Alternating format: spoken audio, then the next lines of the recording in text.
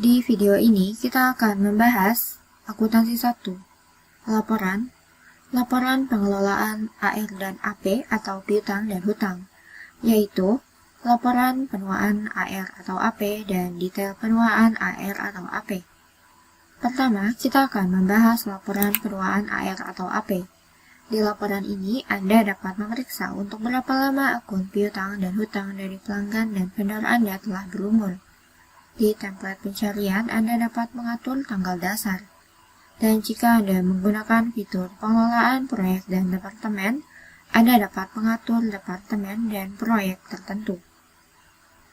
Akun adalah kolom wajib di laporan ini, jadi masukkan kode akun yang berkaitan dengan pengelolaan piutang dan hutang.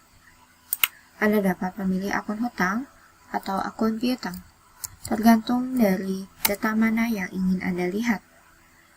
Dan di kolom PIC untuk pelanggan atau vendor, jika Anda menghubungkan PIC untuk tiap pelanggan dan vendor di menu pengaturan pelanggan vendor, Anda dapat menggunakan kolom ini untuk melihat berdasarkan PIC tertentu dan melihat data yang dimasukkan oleh PIC tersebut.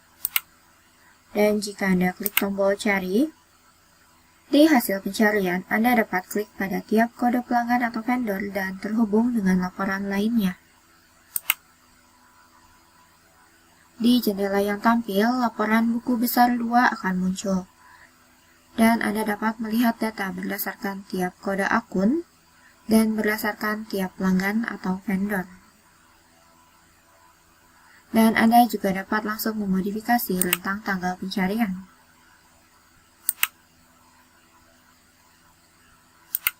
Dan di hasil pencarian, Anda dapat melihat kolom keseimbangan atau saldo dan kolom penuaan. Jadi di kolom keseimbangan atau saldo dari tanggal pencarian akan ditampilkan.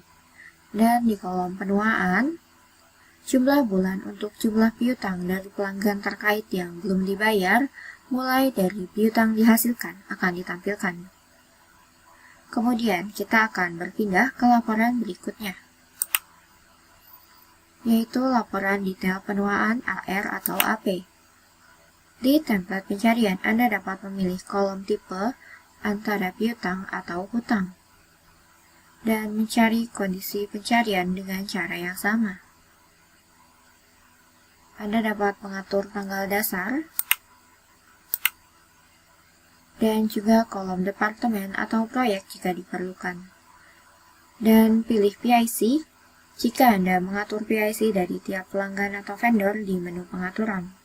Dan di kolom lainnya di bagian bawah, Anda dapat melihat satuan 1000. Dan jika Anda centang opsi dengan saldo 0, Anda dapat mencari data yang termasuk pelanggan atau vendor yang saldonya adalah 0. Dan saya akan mencari berdasarkan jenis piutang.